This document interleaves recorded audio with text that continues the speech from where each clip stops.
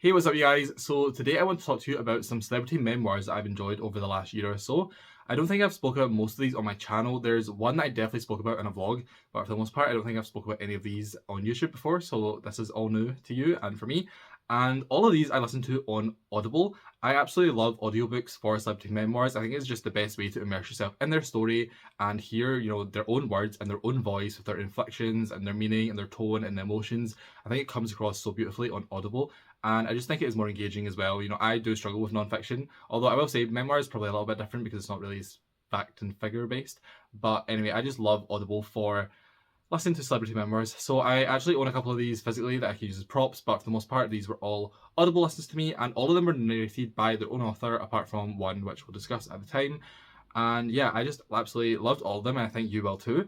They are all sometimes shocking, sometimes romantic, sometimes sad, sometimes happy, sometimes inspiring, but definitely always entertaining. So that is one thing that they all have in common throughout, is they're entertaining reads. So if you enjoy this video, please leave a like. And if you're new here, please subscribe. If you have any celebrity memoirs that you think I would enjoy, leave it in the comments down below and I will maybe check them out, especially if there's an audiobook. Probably only if there's an audiobook, have to be honest. But yeah, without any further ado, let's start talking about the memoirs. The first book I'm going to talk about is Wildflower by Drew Barrymore. Drew Barrymore is an actress and she has been around in Hollywood since she was a young child. I think E.T. was either her first film or like her first breakout film, and she was really young in that. So she's been around her entire life. So she knows basically everything about Hollywood that you can imagine. However, this book actually isn't really like a gritty, dramatic book. It's more of like a short story collection of just different tales from her life, and she states in the introduction that it is not a memoir, it is just a collection of stories that she wants to share. And I can't help but feel that I want a full memoir from her, because I just think that would be absolutely incredible. I wish that she would spill all the details of her life and everyone else's life. She definitely knows everyone's secrets. However, she doesn't want to do that, and that's fine. Drew Barrymore narrates the book so perfectly. There's a lot of humour in the stories. She definitely goes for a lighter tone, and she does have a habit of sugarcoating some stories. There's some childhood stories that she tells about her mother, and they are just basically straight up abuse and neglect, but she still sugarcoats them and makes her mum out to seem like, oh, she was trying her best, that type of thing, which, you can't really tell someone how to handle their own trauma and how to process it and think about it. But as I was reading it or listening to it, it was something that I picked up on. I was like, I don't know if that's as really as nice as you're kind of making it out to be. But overall, it is a really entertaining book with some really funny stories. And, even though I'm saying it's not like a really juicy tell-all book, there is still some like really shocking moments throughout. So I think that if you like Drew Barrymore, you would definitely enjoy this. And even if you don't really like her that much, it is still full of some really funny stories. The next book I'm going to talk about is The Light We Carry by Michelle Obama, and I feel like everyone that reads books read Becoming back when that came out. However, I feel like people didn't really talk about The Light We Carry as much, and because Becoming was her big memoir, her entire life story up to that point, The Light We Carry is more of a self-help book that still focuses on her own life and her own stories, but she then puts a self-help spin on them and talks about advice for the reader and how we can improve our lives and learn from her mistakes. And she does talk about a lot of personal stuff again. She talks about her parents a lot. She talks about like her dad's illness and how that affected her. But she also gives a lot of advice. As I said, it is more of a self-help book / memoir than just a straight up memoir. And I think that's quite interesting. You don't always see that. I feel like most memoirs kind of have like, oh, you should learn from a mistake, but they never really sit down and give you full, speeches about self-improvement, which I feel like this one kind of did. And obviously she narrates it herself on the audiobook, and her voice is just amazing. She's an amazing speaker. Unlike me, she gets out exactly what she wants to say. First time probably, I don't doubt. And I just love listening to her. She also done a podcast around this time that featured different celebrities and had conversations that related to the book. So if you finish the book and you still want more from Michelle Obama on these topics, there is a podcast as well, and she talks about in the book and the podcast, like parenting and fear and kindness and just ways that we can improve our own lives. So I really enjoyed this, and I think Becoming is probably still my favourite just because it gives you all the juicy information that you want from a president's wife, a first lady, but this was also really excellent.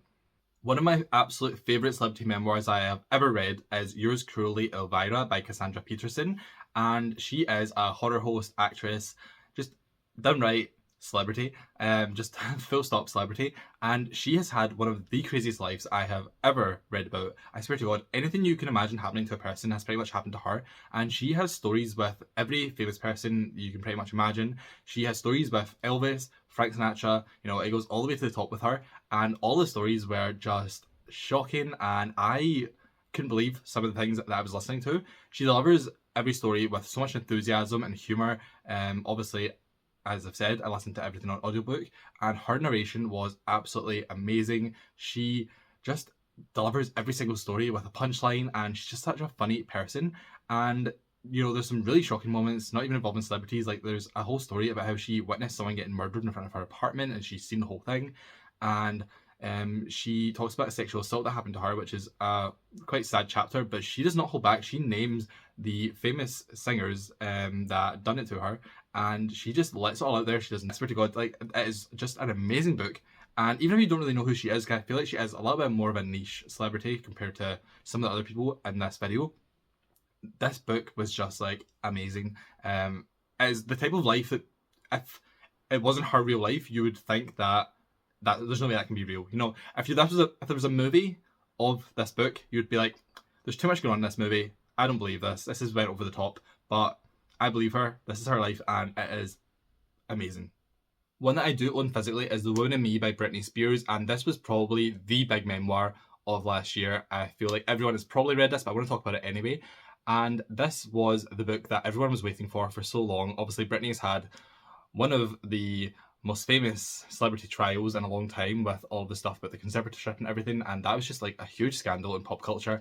And then she came out with this book, and there was obviously a lot of controversy around the time with, you know, how much did she write, how much was ghostwritten, and either way, it doesn't really matter because you can still tell that the stories are all real, the stories are all hers, and she didn't narrate the audiobook herself. Michelle Williams did, who is an amazing actress, so she did a good job. It would have been nice for Britney to do it, but obviously I understand why she probably wouldn't have, just because of how traumatic her life has been. And she talks about everything you could possibly want her to talk about in this book. Basically any big moment in pop culture that you can think of with Britney, and you're like, will she talk about that? She pretty much does. I did think that some of the later years were a little bit rushed, and I wish that it was a lot longer, because this is quite a thin book considering the life that she has led. But I have heard that she's going to do a sequel at some point, so that would be amazing. And overall, this was such a good book, and I really don't care how much was ghostwritten. All of these books were probably ghostwritten to a certain extent. It's kind of just inevitable with celebrity memoirs, because just because you're a great actress or politician or whatever doesn't mean you're going to be a great writer. It's a whole different skill set. So I don't really care about that. I think this was amazing, and it was so nice to hear her side of the stories. And if you're a Britney fan, if you're a pop culture fan, this is a must read. So a book that really surprised me, because I've never actually really been a Friends fan. I've seen episodes here and there, but I've never just sat down and properly watched Friends, was Matthew Perry's Friends, Lovers and the Big Terrible Thing. And then obviously there's a whole other tragic side to this now, whereas he actually has passed away after the release of this book. So that is very sad, and you know, I hope he is resting in peace. It is quite a shame. The way he died as well is just sad. The whole thing is tragic.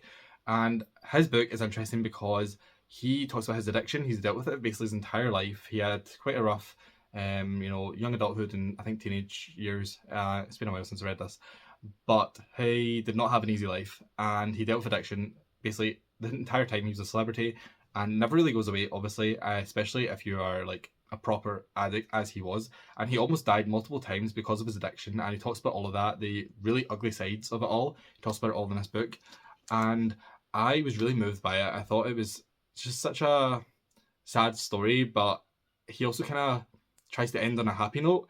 But he does still acknowledge that, you know, he's still an addict and he might spiral again. He might, you know, go back to his using drugs again. And then obviously he died. So, you know, it is a really sad book, especially reading it in hindsight. But there is still a lot of like humor and interesting stories in here. And, you know, he's just such a interesting character in general.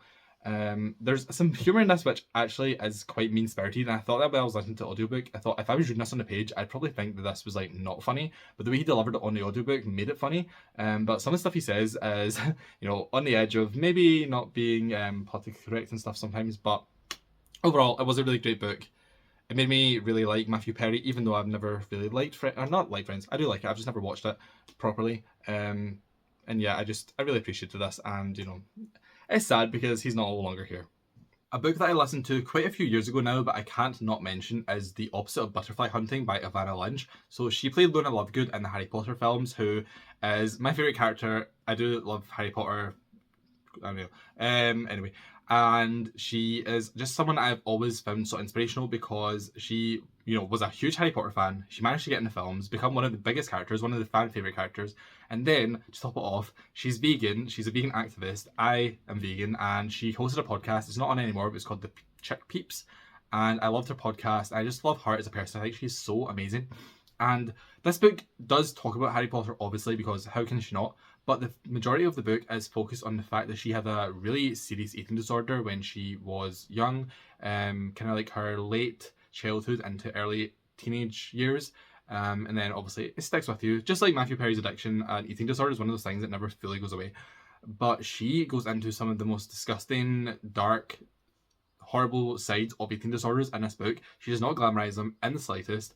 She just puts it all out there. She actually spent time in a psychiatric ward in an eating disorder specific unit, and she talks about how horrific that was, and the stories she tells makes you want to just gag and like wrap yourself up sometimes. Like, that is a really brutal book, and she acknowledges in it that one of her editors at one point said, like, do you not think this book is a little bit too mean? And she was like, no, it's just realistic. And I just commend it so much because it is such a hard topic to discuss. I can imagine if you're the one living through it and then trying to put it out on the page, the stories that she tells are traumatic and horrible, but she puts it all out there, and it's such an inspiring story as well, just to see someone come out on the other side of this.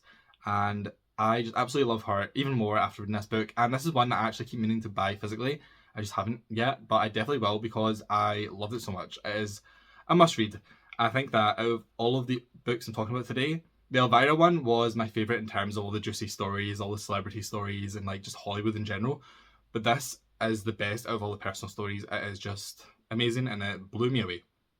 Finally, I have another kind of niche celebrity in a way, and this is If Chins Could Kill by Bruce Campbell. So he's an actor most famous for the Evil Dead films, which I love. I'm a huge horror fan, and he is the star of the first 3 Evil Dead films. And he chronicles his life kind of as a B-movie actor and what that is like. And he goes so in depth on the kind of behind the scenes of Evil Dead, which was a dream come true for someone that loves those films. So if you love those films, definitely read this book.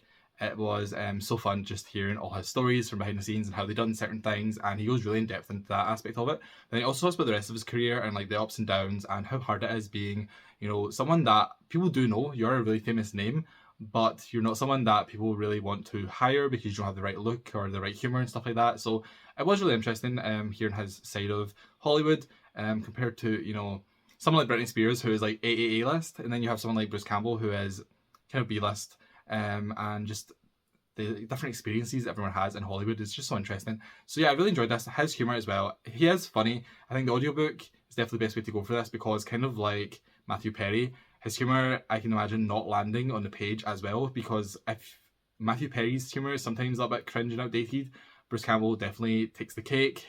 He, especially the way he writes about women sometimes, it's not the most politically correct, I'm not going to lie. He definitely has his own sense of humour. But if you can overlook that and just enjoy the stories for what they are, this was a really enjoyable, fun book. So I hope you enjoyed this video and that it was useful for you, and I tried to pull from a bunch of like different celebrities that don't really have overlapping stories, like Bruce Campbell, Michelle Obama, Iana Lynch, Britney Spears. Like, these people do not have a lot in common, but all of their stories are so interesting and so entertaining, and most of them do have a bit of a sense of humour to them. The Michelle Obama one has some really great advice. The Britney one is just like amazing. It's just this dream of someone that loves like 2000 pop culture. Her book just puts it all out there. So yeah, I hope that there was at least one book here that sounds interesting to you. Again, if you have any recommendations for me, please leave them down below in the comments. I don't even have to really fully know the person to be interested in their book. Like, I have one on Audible by Danny Trejo, who obviously I do know. He's quite a famous actor. I've seen some of his films, like Spy Kids, the Machete films, but he's not someone that I've ever been fully invested in. But I just heard that his audiobook was really great, and he had like a really, again, traumatic story that is worth listening to. So I've got it downloaded that I'll definitely be listening to soon. So any recommendations, leave them down below. I'll be happy to have a look.